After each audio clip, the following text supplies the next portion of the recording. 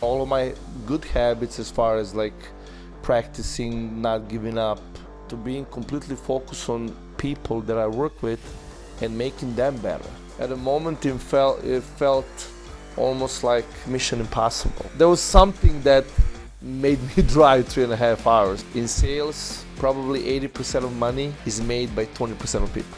When you have a good habit, time is your ally. If you have a bad habit, time is your enemy. But I think that's why mentors are really good, because they will tell you the truth, especially ones that you trust.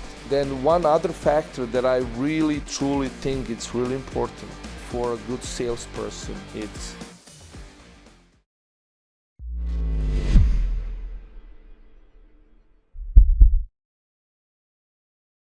Could you share with us why was basketball important for your career? it was really important because, ever since maybe I was 8, 9, almost half of my friends that I met, half of the people that I know through work, here, anywhere I met through basketball. That's one aspect. And then another one was, I don't know if you play any sports. Did you or no? Basketball, a little bit. Yeah, so when you're involved from young age into practices, you have something that, you start building good habits.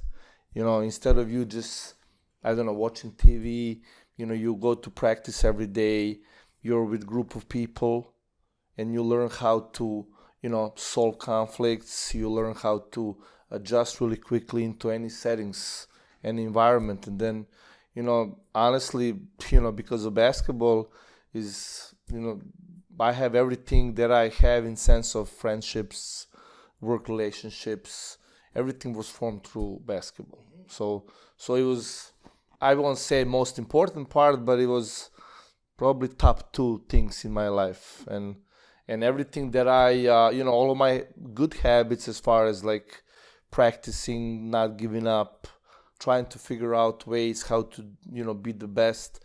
I was never the fastest or the strongest on the court, so I always have to figure out the way how I can add value to a team. So when you start doing that from really young age, that translates to every aspect of your life. So I would say it's really important for me.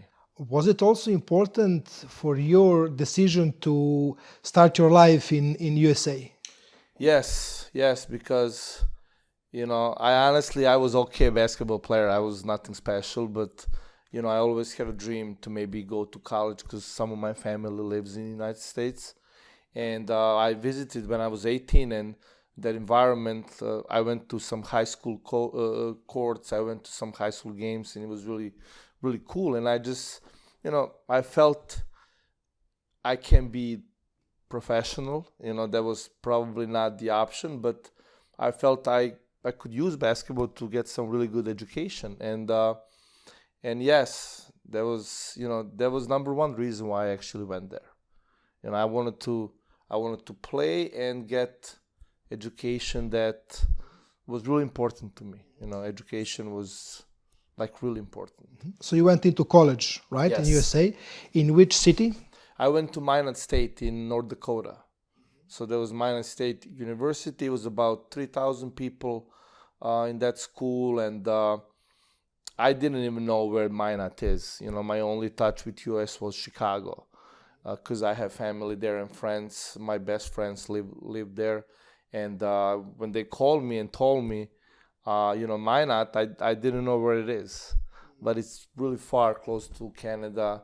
It's a cool city. There is not much beside college campus and a military base, so there was no distraction, nothing. So it was perfect for my school and basketball. Mm-hmm. And how did it translate to your first job and the start of your professional business career? I'll be honest with you, my first job at a college wasn't anything that I studied for, but I got it through a friend that I play basketball with. Again, we're coming back to the same concept, and my first job in US wasn't nothing. It wasn't the best job ever, but I got it through basketball relationship, and And it was really cool because, you know, when you move to a different country, you really don't know that many people. And, you know, you always try to figure out how to find new friends, how to fit in. And I'm coming back to basketball again. That was something that really helped me meet pretty much all of my friends that I'm close with till this day. You know, everything started through like Minnesota game. Mm-hmm. And how did you get your first job at, I believe, was it that you visited a job fair? Yeah, my first job after college. Yes, so after I had that job that wasn't really, you know, what I wanted to do. It was just end to means. You know, I went to a job fair in Soldier Field, which is for people that know Chicago. That's a place where Chicago Bears play. And I live really far, like an hour and a half away. And at that time I didn't have a car, so I tried to figure out ways how I can get there. And it was really interesting because I didn't even think about going into sales. That was the last thing on my mind, you know, because I finished management information systems, IT, and sales was far away from. I didn't even think about that. But I still went to a job fair because I wanted to start doing something different than what I was doing. And as I was walking by, you know, I saw this beautiful girl that I wanted to talk to. I mean, I was 25, and we started talking, having a conversation, and she was at a booth for a company named RCN, which is a huge cable company in the US. And after we start talking a little bit, you know, she asked me like, would you ever try career in sales? And I needed a job, and it was okay, cool. So that was my first sales job. I was 25. Yeah. So that was a funny story. I hope my wife wouldn't mind me telling this. Yes. After that, you continued in sales career, right? Yes. After that, after RCN, I was there for 3.5 years actually. I was doing door-to-door sales. It was a cable company, and then I also had a territory that was within Chicago area. So that was really interesting job because it was commission only. There was no salary. It was commission only. Was it outside of your comfort zone because you were in IT, that sales? It is called walk-in, basically, knocking on doors, and Yes. only commission. I mean, it was different, but when you're 25 and you have to live, you know, I realized really quickly that, you know, I built really good relationships with people, and I didn't know how to sell at that time. It was, you know, basically what I was doing is just, I was really good to people, and I always had, you know, I always liked to be around people, and that was really helping me build really good relationships. And, you know, as time was going by, you know, I had good people there to help me with my selling skills. I can't remember exactly the name of the person, but somebody came in and worked with us for maybe about 3-4 weeks. And I learned some skills, and then it was just hard work. You know, when you have, you know, the US, it's really, you know, you have to make money, you know, otherwise, you know, it's really tough to live, you know, I was 25, you got to pay rent, you got to do all kind of stuff. So that was motivating me, and I accepted the challenge. It was really interesting. You know, I was meeting a lot of new people, and my territory was in downtown Chicago, which was excellent. And two of my best friends actually worked in the same area, so I had somebody to help me with, because that was in 2005. I really didn't there was no smartphones, I guess, at that time. So like I really had a lot of help, but it was just pure, you know, when you put a target and a goal, you know, you find a way to accomplish. So it was really good experience, actually. Mm-hmm.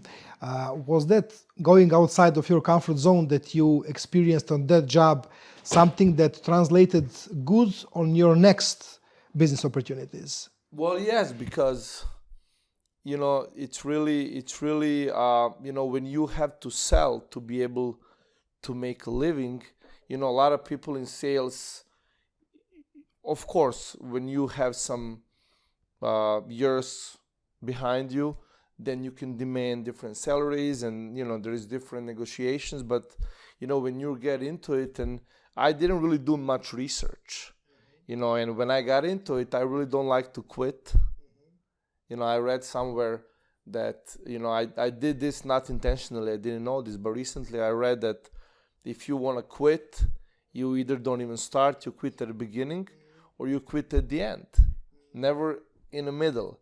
So, but I guess through basketball and like what I told you at the beginning of the conversation, when you're a little kid and you are going through practices and drills, and you have coaches that don't let you quit, and you have parents that support you and everything, then you learn that quitting really is not an option. So I was really young, and I can't tell you if that was me intentionally, not like going through everything, or it was just who I am. But yeah, I mean that environment, when you do something that hard, basically if you don't sell anything in a month, you don't have a paycheck, right? So when you do something that hard, everything after that is pretty much a little bit easier. Did you have like weekly or daily goals? How many houses do you need to visit, or how many sales do you need a day? Well, at that time, I didn't have it. They gave it to me. Like I didn't know anything. Like honestly, although I was just a young kid that, wanted to make something out of his life. And, I was far away from my home.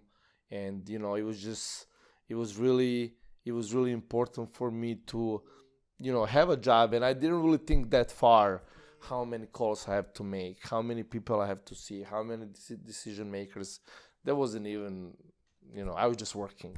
And how was your work day? Was it 8 hours or was it 10, 11? Depends. I mean, at the beginning, it was really long days, because a lot of people at that industry, they, a lot of people don't get home till 4 or 5. And my main customers at that job were people, they're home. So sometimes it was long nights. Sometimes, we have different things when it was like a apartment building. So it depends, but I was always available. So pretty much I believe in sales. When you do stuff that I did and, people do for living when it comes to sales, there is no working hours. If you take this job as a job, you're going to have a really tough time throughout your life. If you want to feed your family with selling, that never stops. If you treat this, it's okay, I'm done at 4, I'm going to turn my phone off. I don't know how successful you're going to be. I agree. Since I'm also in sales, I can understand you, and I agree 100%. And what was your next move in your business or career? My next job was I was at Yellow Pages. I don't know if people know what that is, but I think we have it here. I was there for a year. That was a really good experience. And one funny thing about that, throughout all of my jobs, I was always really close with my managers. And I'm going to tell you why that was important to me later on in my career. I stayed friends with my manager at RCN. My manager at Yellow Pages, Pasquale Fontanetta, he's currently working for Google or Facebook. I'm not sure exactly because he switched recently.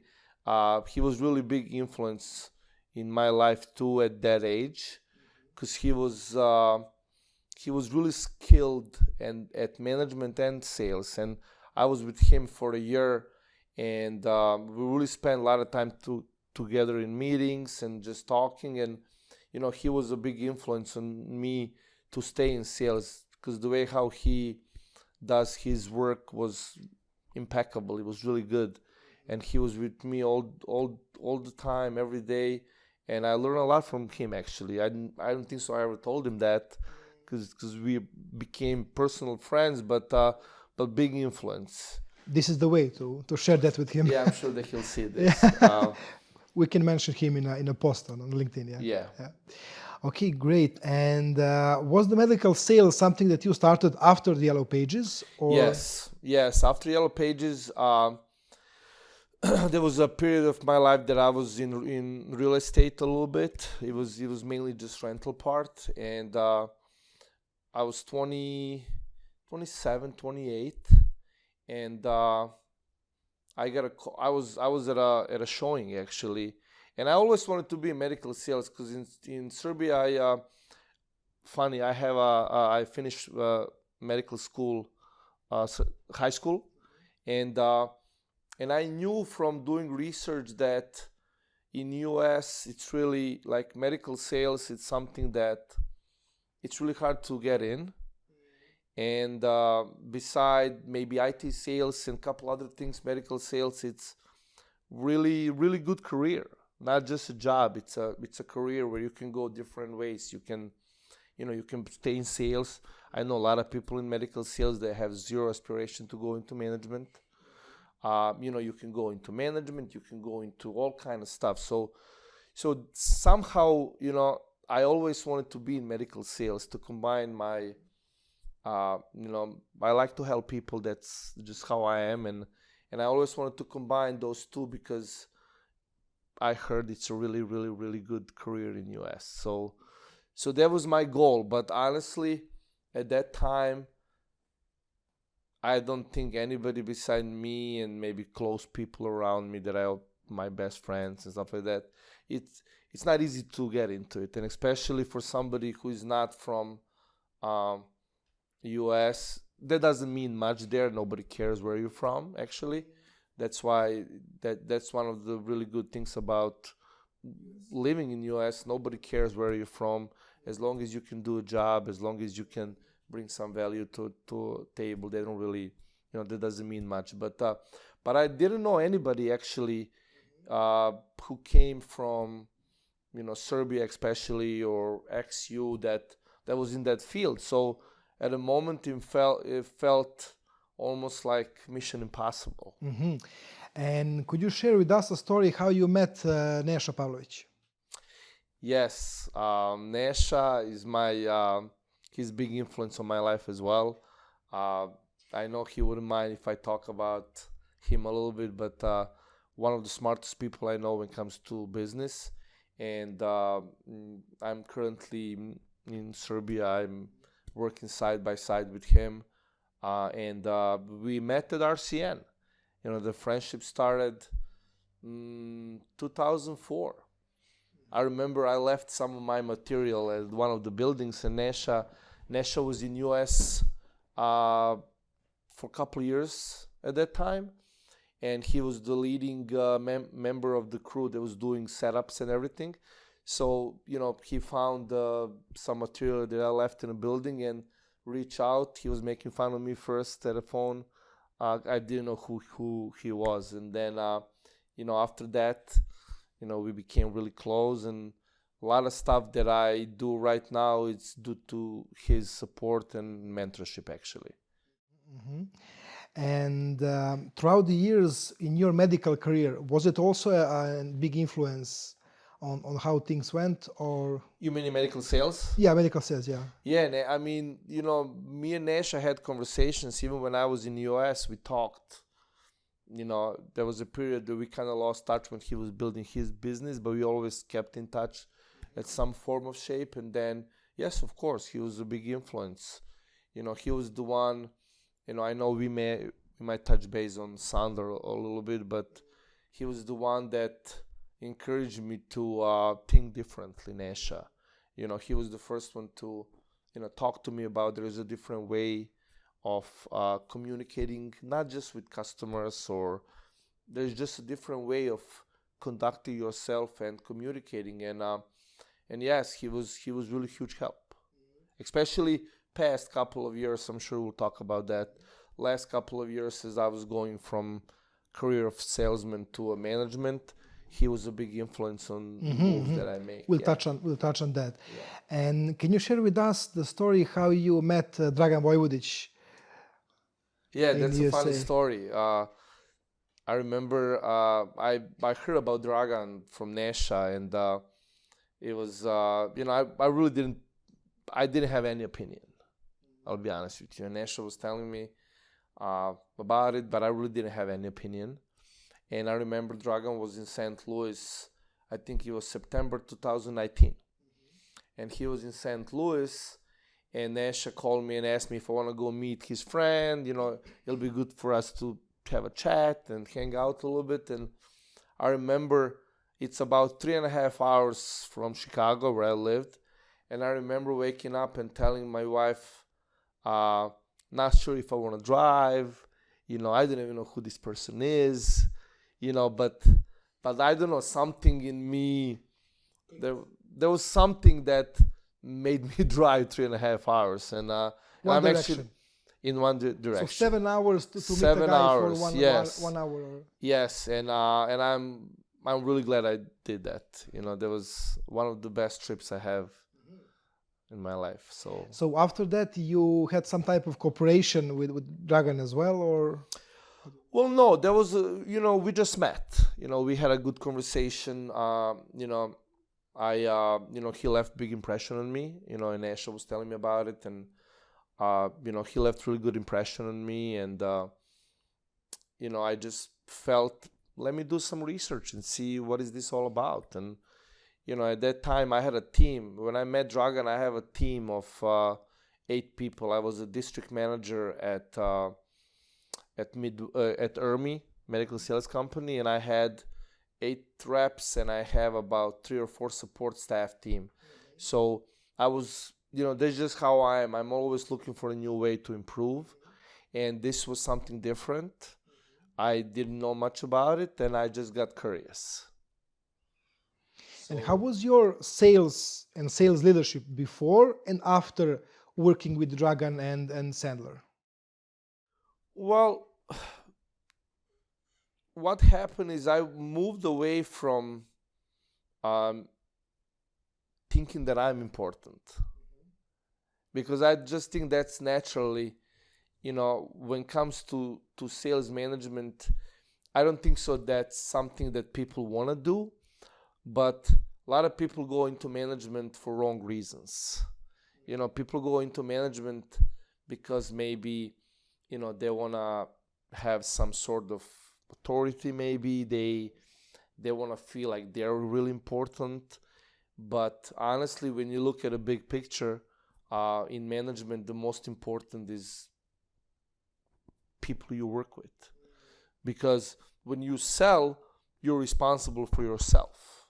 And when you sell, you only worry about your territory, your things. But when you serve a group of people that have their own goals, they have ambitions, they always, they're focused on a task.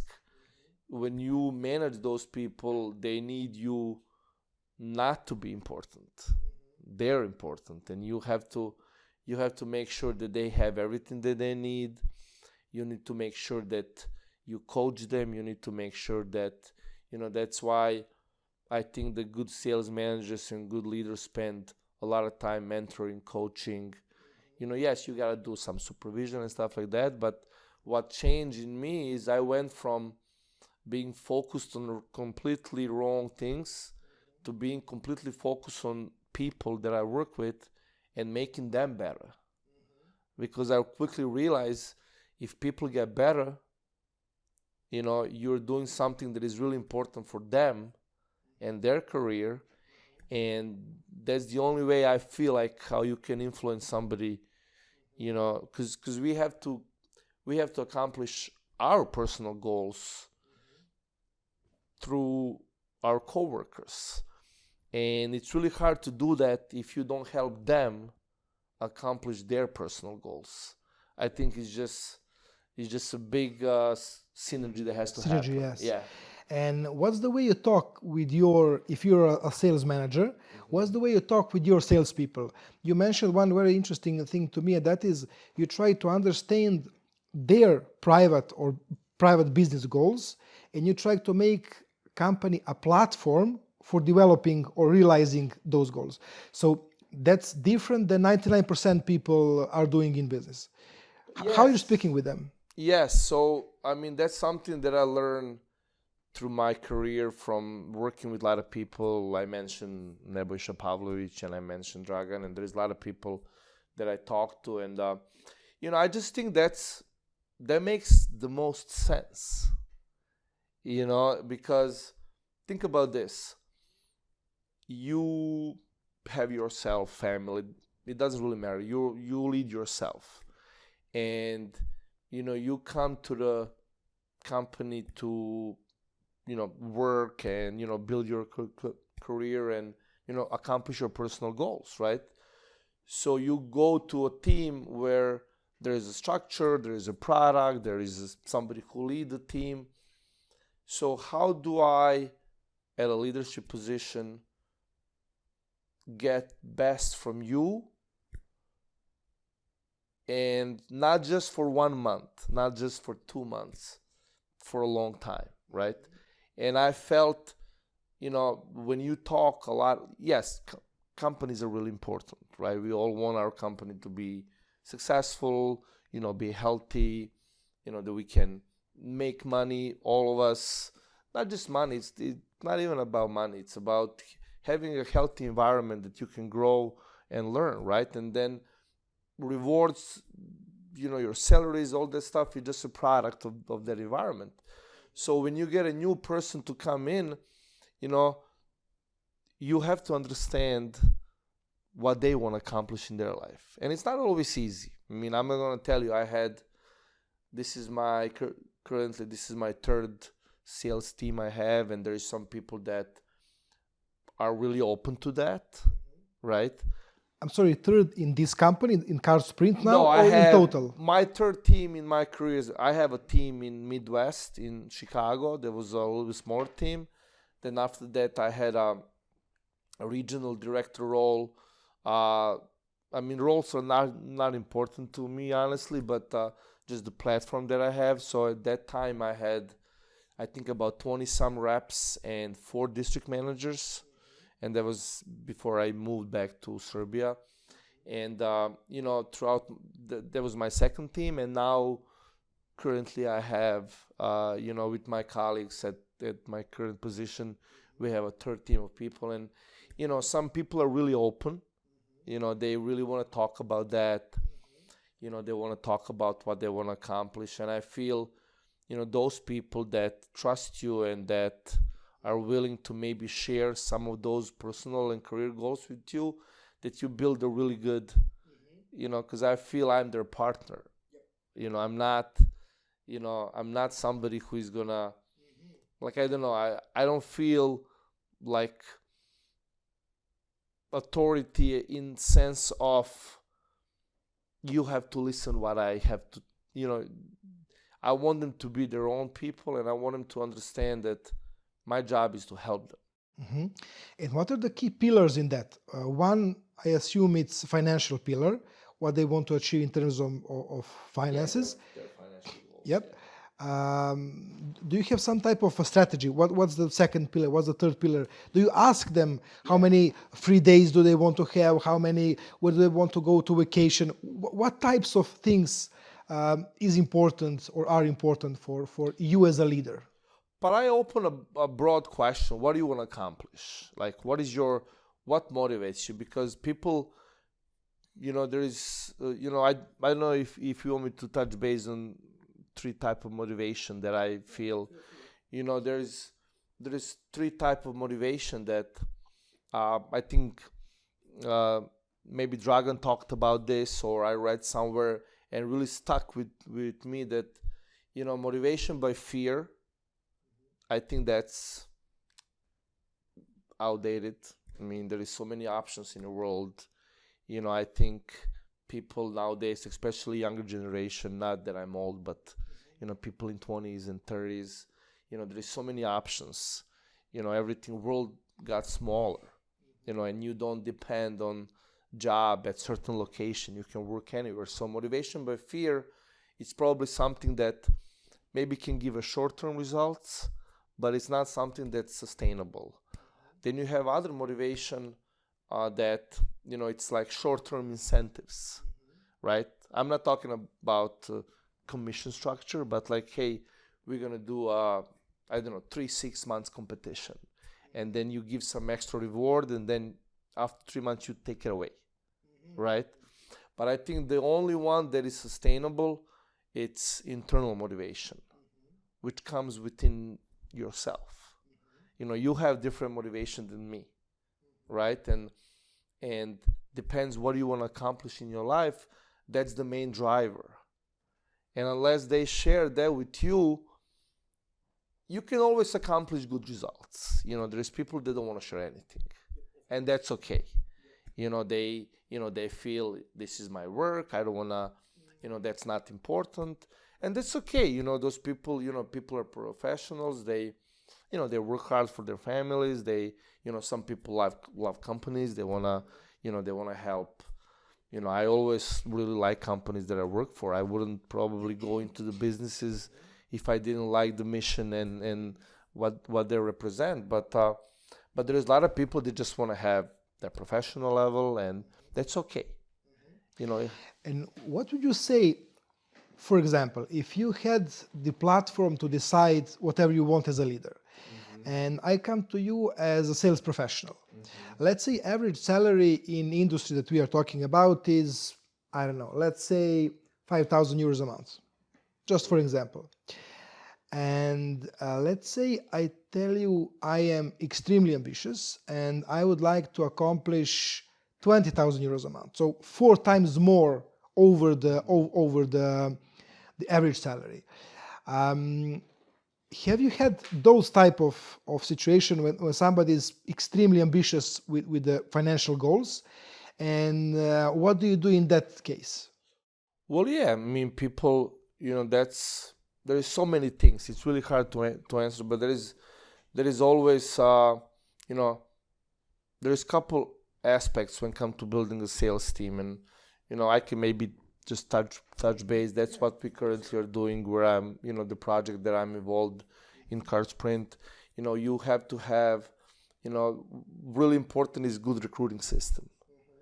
So, and the platform has to be set up that, salespeople are generally ambitious people. Not all of them. Some people go into sales for wrong reasons because, as I told you before, in sales there is always hiring. People always need good salespeople, and a lot of people go into selling profession for the wrong reasons. Hey, I can talk. Somebody told me I can talk, and I'm gonna go do sales. I mean, but if somebody really ambitious comes, he actually gives me. I like that because that challenged me to think about, can I change something in my system so I can support this person? And that, I think people like that you mentioned, they help organizations.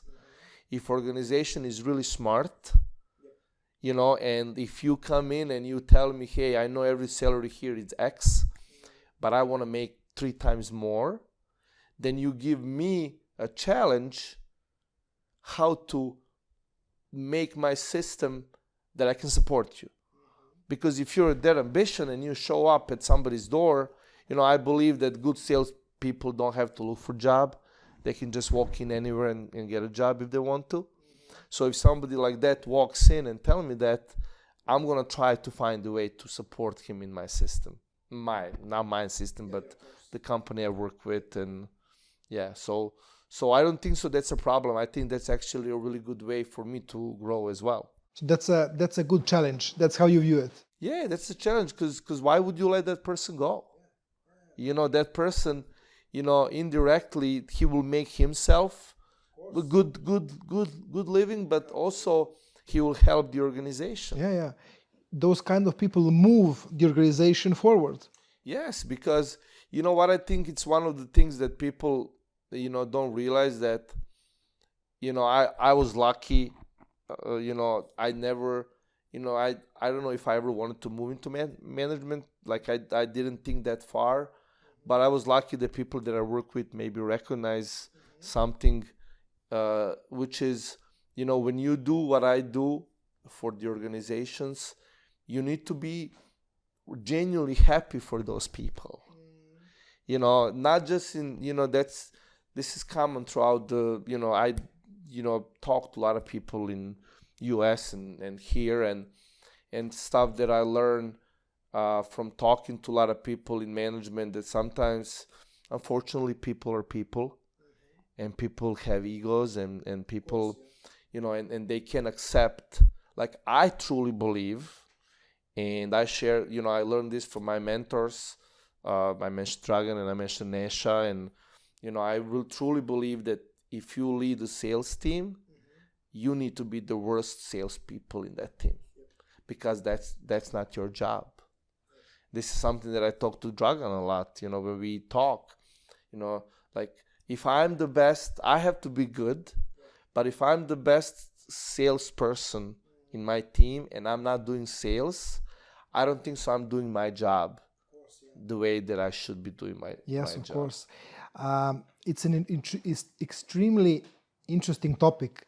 And could you share with us your story with a friend of mine, a friend of yours, Ivan Urošev, and his sales skills and all something about that? Well, yes. I mean, I met so many people throughout my life that are really good in sales, much better than I was. I was okay. But Ivan, that's like, for people that listen this and they know Ivan, they'll know what I'm talking about. Like, it's a combination of those internal motivation, and then one other factor that I really truly think it's really important for a good salesperson, it's ability to learn and be open for good feedback. Because it doesn't matter if somebody is better than you at something. It's really hard when you're in the heat of the moment. Let's say you're at a meeting, right? And you're talking to a client, okay? And you're there by yourself. It's really hard for you to understand what you did well, what you did, what you could do a little bit better, right? But when you have somebody there to help you and kind of point out some things that you should maybe change. So I think, you mentioned Ivan. Ivan has unique ability to learn, has a unique ability to take the feedback, and has unbelievable drive. And now I'm talking about him, but this can be translated to any salesperson in the world. You have unbelievable drive, you're open to feedback, and you're open to learn. If you have those three, building a good habits takes time. And then I think selling and management, it's all about building a really good habits, and that can all start with some sport at a young age. I know a lot of people in my old jobs in medical sales, and they're all athletes. Most of the salespeople in US are athletes. You mentioned also that mentors is one of the most important aspects of your career. You have Dragan, Neša, you spoke about him. Also Gil Madrid, if I'm not mistaken. Yeah, that's yes, he was a really big influence in past couple of years on my career as well. There's a lot of people. I don't want to miss anybody, but there is a lot of people. There is a gentleman by name Mark Cortez, who was the one that actually recognized that I can do this. He was at the same company that I worked for past 11 years. Doug Easley, he was my direct manager. That one really good lesson that I learned from Doug, and I know I don't know if he'll remember this, but I remember I was a team lead, and I had one person, and then they added a couple more people, and we were sitting somewhere, and I was so excited to tell him, "Hey, Doug, people call me all the time. I'm on the phone with them." And I remember him saying, "Goran, that's not a good thing." And I'm like, "Why?" But they like me. They call me. And I was like, "No, that means that they're not independent, and they have to call you for everything. You gotta change that." So he was one of the mentors. I mean, there is so many people. There is, I don't want to name names, but like, there is a rep that I work with when I first got into medical sales. His name is Jason and Justin. And I mean, everybody really helped me, at some stage of my life. And I really feel that you need to have people in your life that are where you want to be, and you gotta just accept everything, accept feedback. I think coming back to basketball, you mentioned how basketball changed. When you work with Serbian coaches at a young age and coaches anywhere, they can be a little bit mean sometimes. They can give a really harsh feedback, and I think that's good because you learn, but I know all of them wish you well. All of those coaches, all of those people that you work with, they all wish you well, but you learn how to take some criticism and some feedback, even though it's not always positive, it's not always what you want to hear. But I think that's why mentors are really good, because they will tell you the truth, especially ones that you trust. I was lucky to have a lot of people throughout my life that really, felt I could do some things, and they're willing. I read somewhere recently that people that are successful, really successful, like, presidents of the companies, owners of large businesses, they're always open to share their knowledge, but nobody asks for it. People ask for favors, not for knowledge. And I think that's something that, me personally, I felt that I can, ask, and I always look for new ways to improve myself and the teams that I work in. So I felt mentors in your life are really, really important.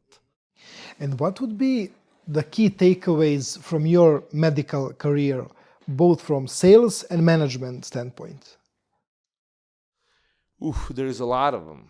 There is a lot of them, but I think the main takeaway from my career in medical sales that I have, that everything matters. Everything from, the way how you talk, the way how you carry yourself, the way how because you really have couple seconds to make first impression. And in medical sales, these doctors are really busy, and they won't give you time. You gotta find a way to get in front of them, and when you get the time, you have 2 minutes. And then what? And then you have to find a way how those 2 minutes can turn into a relationship and, on the end, business, right? And then I learned that everything matters, like the way because you need to have energy to do this. You need, me and you work in Sandler, and we know the triangle of success, which people I work with, I try to, team that I currently work with, we all try to implement a good mindset, productive behaviors and good techniques. Everything that we learn from Dragan is something that you can implement, and if you have all those three, something will happen. You will not be worst. Yes, I understand. Yeah. And one of your decisions is you were a regional sales director in USA with a $40 million company. And you made a decision to switch companies and switch continents, basically, come to Serbia and Belgrade and start with Card Sprint. What were the reasons behind your decision? I just want to mention that I got the promotion 5-6 months before I decided to move. I mean, so I forgot to mention Jonathan Shaw was one of my direct managers that had big influence on me actually taking that job as well. But there's a lot of personal reasons as well, right? And, a lot of personal reasons, but I felt business-wise, I had a conversation with Card Sprint for a while, because me and Neša are really close, and I really liked what I heard from him, and I trust him a lot, and I always wanted to. My goal was, as I was getting older, I'm not that old, I'm 44, but still, as I was getting to my age, I read a lot about people on end of their life, And I read about a lot of stuff about some of the regrets that they have, and maybe I should have done this, maybe I should have done that. And I always felt, yes, I had I had a good career in the US, and I was happy and everything was going well. But I just felt, I don't know how I would feel if I don't try to bring what I learned back to where I was from. And then Neša is big visionary, and I felt that I can maybe make a little bit difference. But at the end of the day, my main reason was I wanted to try to do what I did in US. I wanted to prove to myself that I can do that here as well. And I had a really good platform, and things, it's not easy. I mean, I'm not going to tell you it's super easy, and a lot of differences, everything is pretty much, there's a lot of similarity, but a lot of different things as well. But besides personal reasons, I really like the platform that I was given, and people I work with are really smart people that want to, make difference, and it just happened. And since economy in US is much stronger than economy here, would it be real to say that your goals become higher because you wanted to keep the same financial goals as you had there, or something on those lines? Well, I think that everything what we learn from people, from a lot of successful people that we both know, everything is between your ears. And yes, there is reality, right? But also there is what is between your ears. And me personally, if you ask me personally, yes, I know it's going to be a little bit of adjustment, but everything takes time. Everything takes time, but I really truly believe that, Serbia or Balkan or anywhere in the world, can, if you really want to accomplish something, it might take longer, it might take shorter time than somewhere else. But if you really, really are dedicated and you really make that your number one priority, things can happen. And I don't know, me personally, if you ask me personally, I'm here for 8-9 months, and am I where I want to be? Maybe not, but I see the end of the road, and platform, like I said, platform that I have currently is wonderful, and I think if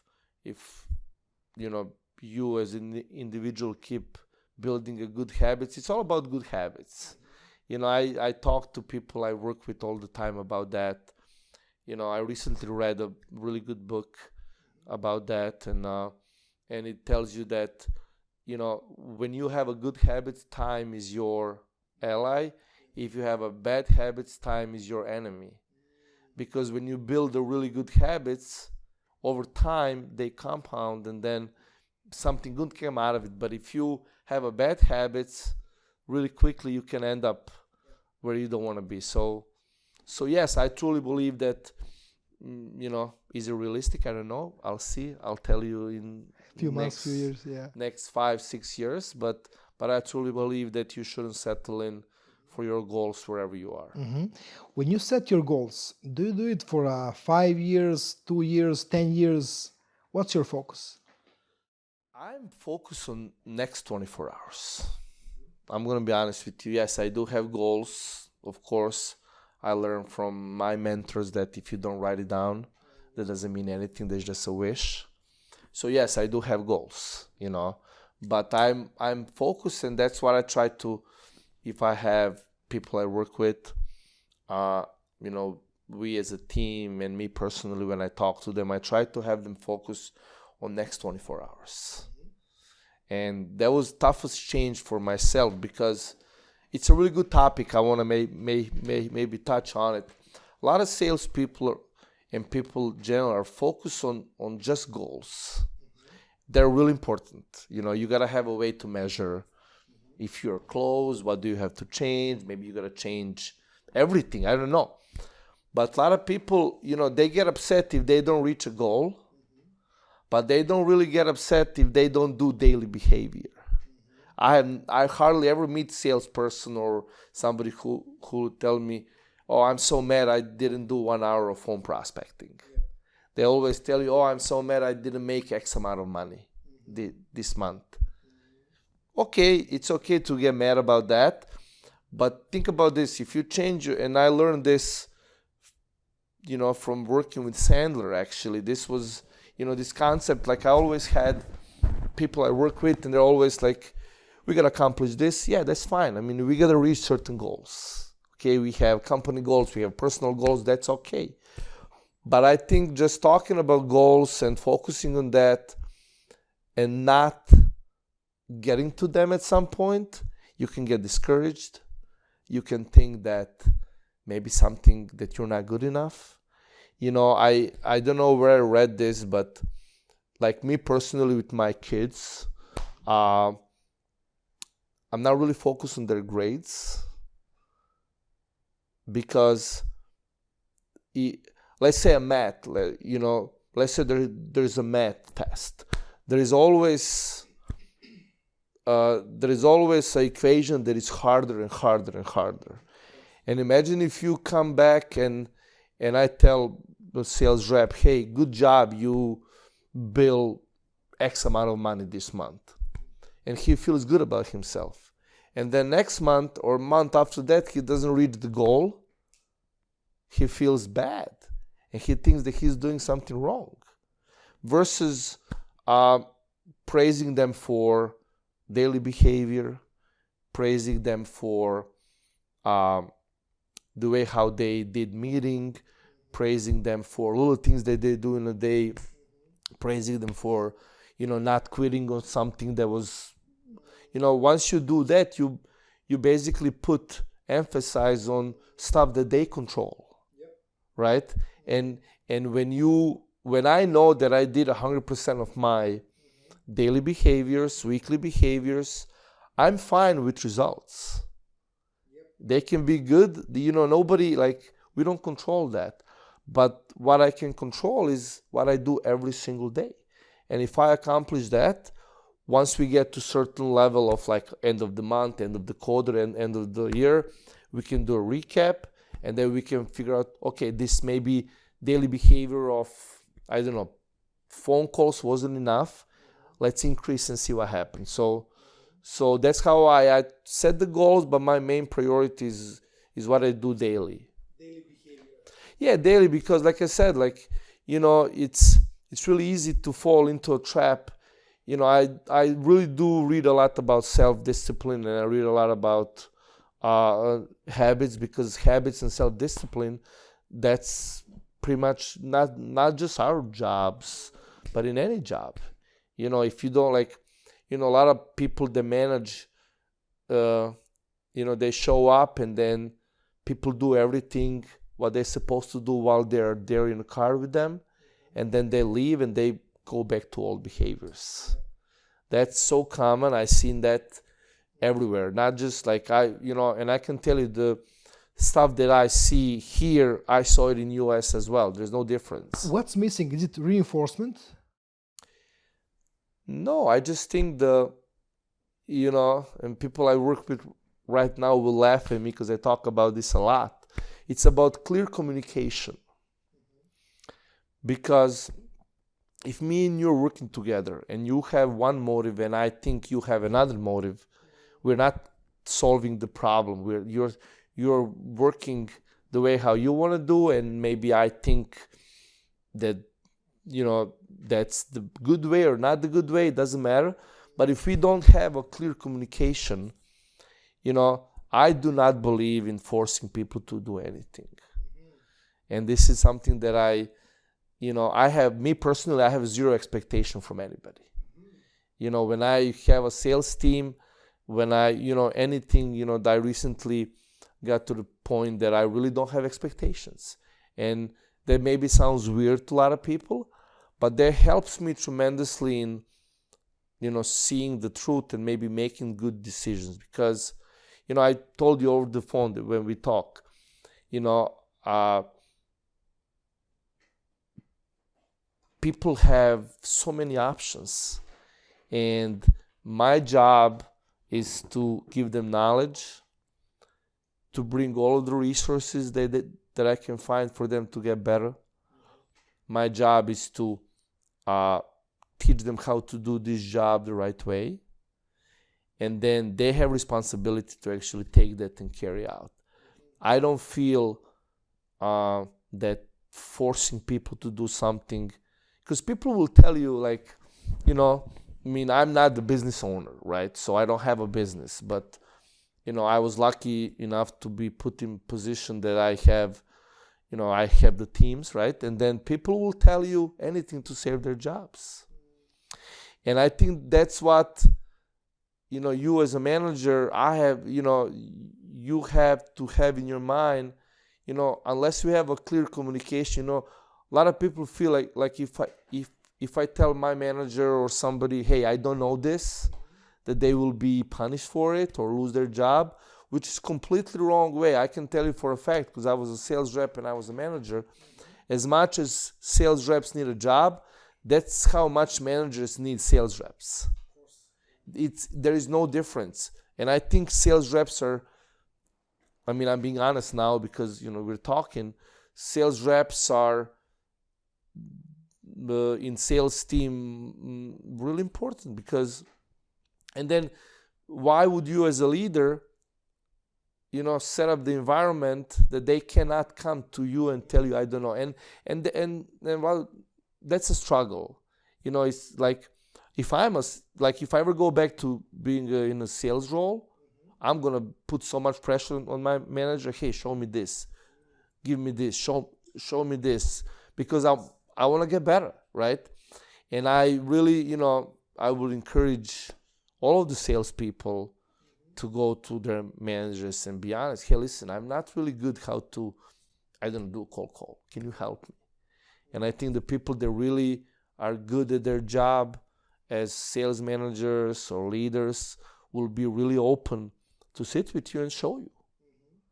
You know, and if they can show you, they're going to find a way. You know, you can really know everything, but as long as you're willing to kind of go ahead and help that person, bring some resources, you know, so they can get better, I think people really do appreciate that. What's your take on networking and connecting with people? Well, I think it's really important. Really, honestly, you know, I don't want to tell you the wrong numbers, but I remember sitting one day at a doctor's office throughout my career as a medical sales rep, and I remember on TV there is, I think even in US, over more than 50% of the jobs you get through somebody recommending you. Don't quote me. I'm not sure what the number is, but I know it was over 50. So I think it's really important to have good business connections. And you know, I recently moved back, and I'm not, you know, I didn't have a chance to go out and meet that many people, but there was somebody that I really wanted to meet recently, because I think, you know, I was able to learn a lot, and I just wanted to, you know, meet that person. And, you know, I just simply reached out, and the person was wonderful, and we had a really good conversation. And, you know, I made a, you know, really good business connection, and probably never will happen another connection, but it's really good to know people that, like I said, you never know when can you meet your next mentor. You never know what you can learn. Sometimes just one simple sentence that somebody tell you can change your life, you know, can change the way how you view some situations. So I just really feel networking is really important.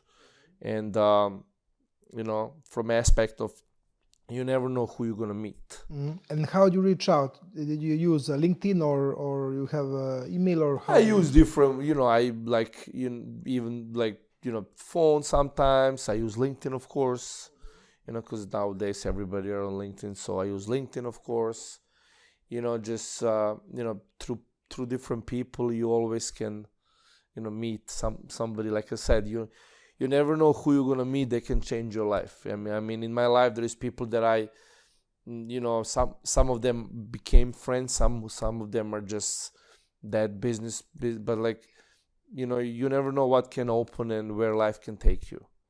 So. And what's your take on corporate America? It's I had a really good experience. I can't tell you anything differently. It's different. I personally enjoyed it, and people, you can learn a lot. That in those environments, there's a lot of rules and regulations, and nobody's bigger than the system. And if you work really hard, if you dedicate your time to your craft, whatever that is, it can be management, it can be sales, it can be pretty much anything. You have the ladder that you can climb up. So I really have a really good experience. It wasn't easy at the time. Sometimes there is little things that can be, there can be a lot of procedures about something simple. But I think I really have really good experience there, and I feel comfortable in that environment. Yeah, it's demanding, but like, that's one thing that I really liked about it. You can come in on the bottom, and there is a really nice structured way how you can climb up. But it's not for everybody. There is a lot of people that don't like it. In big corporation, I was lucky. I don't know if you want me to share that story about yes, please. How we got the sales system. It was, it all depends on people. The big corporation, there is not really much you can do. But I was lucky to have a really smart CEO, Gil Madrid, that recognized, like, I had a team of 8 people, and I just started. It was my first year being a manager, and I wanted to do something different. And that was just about the time that I met Dragan, and I started incorporating a couple of things that I learned from reading different things in management. And I noticed that my team, it's really, they're feeling good about themselves, which is really important to me. I just feel, that if you don't feel good about yourself, you're not really good for client and the company. So I felt that my people and my team are feeling really well. They're making progress, they're learning, and it didn't, it was followed by the numbers. And then I was maybe a little bit crazy or a little bit brave, both. And Neša has a lot of influence. We talked, and I told him that I see some change in people, and I reach out to. This is not common in corporations, but I reach out to a CEO, and we talked about it, and he felt that my results are getting better, and people are liking it the way that we do stuff. And then they actually changed the sales process. I left 7-8 months ago. I'm not sure if it's still intact and stuff, but we got some trainers in, and Dragan was part of that trainer team too as well. And we basically changed the sales process. Like I said, I don't know if it's still there, but that's really rare for the corporation. Was it successful? Well, yes, but how people don't really are not open to change. They're not open to change themselves. That's really interesting way of saying it. Like, people don't care about changes. You can change things, stuff like that, but they don't really like to change the way how they think. So was it successful? Yes. But I can tell you that everybody accepted it. Of course, yeah. But it was successful. People that accepted it are really, just, it's not about changing who you are. It's basically just adding to what you already have. Because if you do something really well and you have certain way of doing it and it gives you results, why change? But it's always good to add different things to it. So it was okay. It wasn't, if we stay there longer, it would probably be different. But it was really good for, it was really good refresher for some people. If I remember right, you had great sales results with your team. I mean, that's objective, that's not subjective. Yeah, we have the team that I was serving. We have 3 years. No, I was there 2.5 years at a Midwest, and first year we have a person that went to President's Club, which is top 5 or 10 people. He was from Louisville, Kentucky, Brian, great guy. And then the next 2 years, a rep from Chicago went to President's Club as well, which was good for them.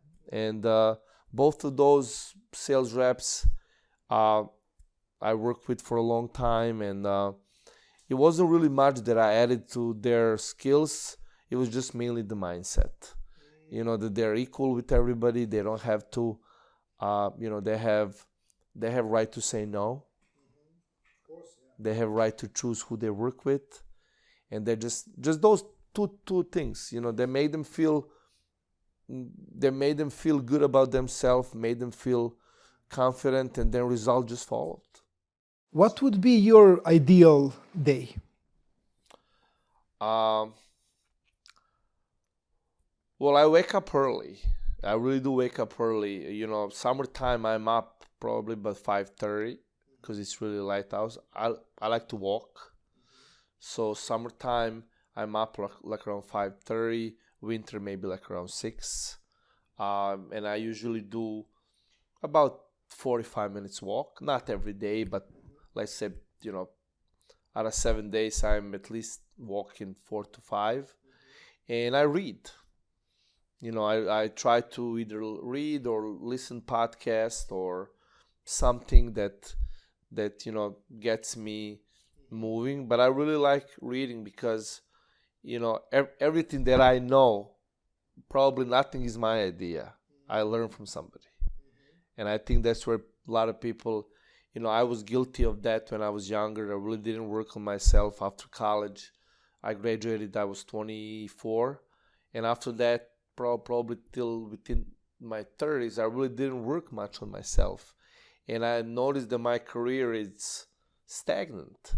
The second I incorporated working on myself, educating myself, it doesn't matter how long, 5 minutes a day, 10 minutes a day, you see different changes. So I like to read, and then, usually after that, I like to do my work early in the morning. Now that I have a team of people I work with, I have in my daily schedule, daily touch with them. And then I like to leave myself time throughout the day so I can think about different things and maybe some, different ideas. But I try to be present for people I work with. But morning routine, I'm a morning person. After 3-4 o'clock, my brain is not as sharp as it's at 6 in the morning. So that's kind of my day. I wish I watch what I eat a little bit better, but that's something that I'm learning as I go. As you get older, you gotta find the ways to stay sharp. But that's kind of my daily routine. Mm-hmm. And let's say you make some money, you paid all of your bills, and you are left with 100 euros. How would you divide that 100 euros into maybe sport or self-development or mentors or luxuries or travel? How would you divide that? I would probably put something in self-development because I think that's really important. People much smarter than me will tell you that's the best investment because nobody can take that away from you. I would probably invest in traveling. I personally like to go different places. And I was lucky enough that I went through a lot of places through my work and personally as well. But I would probably put a lot in traveling. Most of that I will put in traveling and self-development. When we talked on the phone, I believe you could share a message with us about students who travel abroad to play sports and to study. Yeah, I'm glad you asked me that, because me myself, I was the one of those people that went as a young kid. I was 20 and I went to college and came back after some time.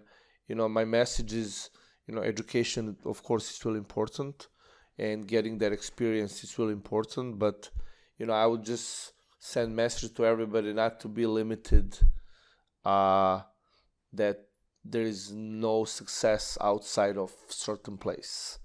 Yes, some places it's harder, some places it's easier, but on the end of the day, if you have dreams and you want to live somewhere, you shouldn't limit yourself just because you have some fears of, am I going to be able to succeed there? Am I going to be able to do different things? I want to, kind of share.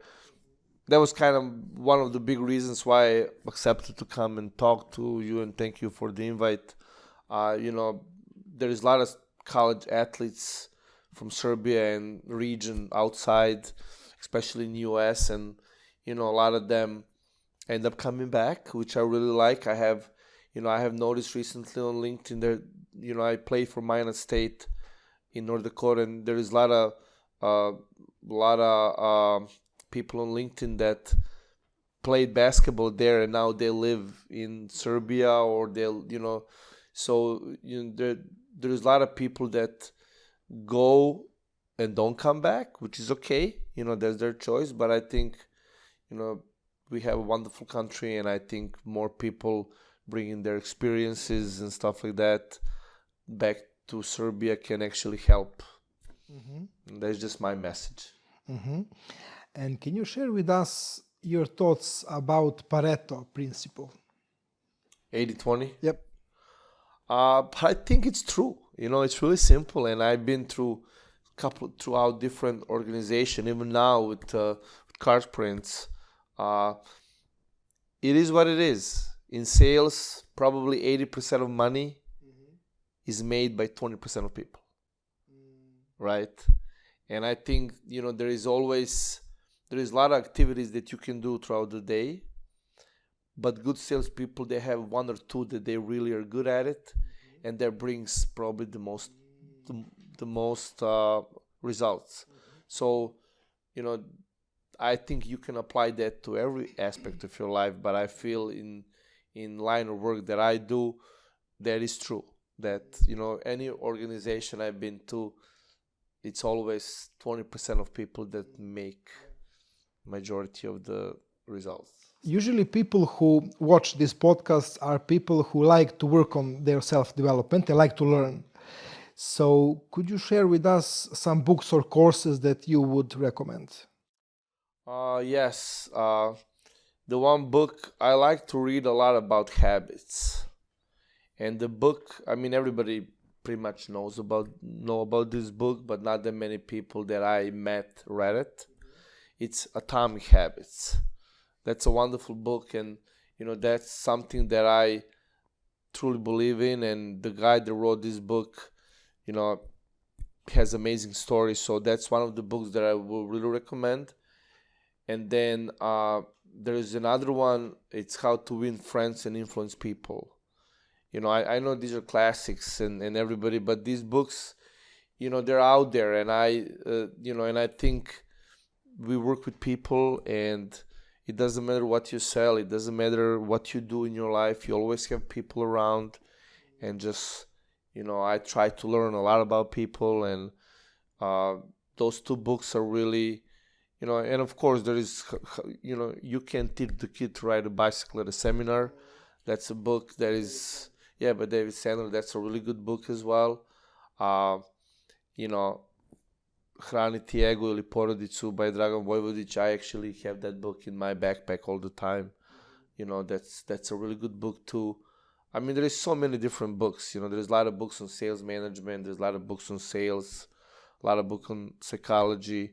I recently read one, Read People Like a Book. That's the name of the book. I can't remember who wrote it, but those are some of the things that I really enjoy reading.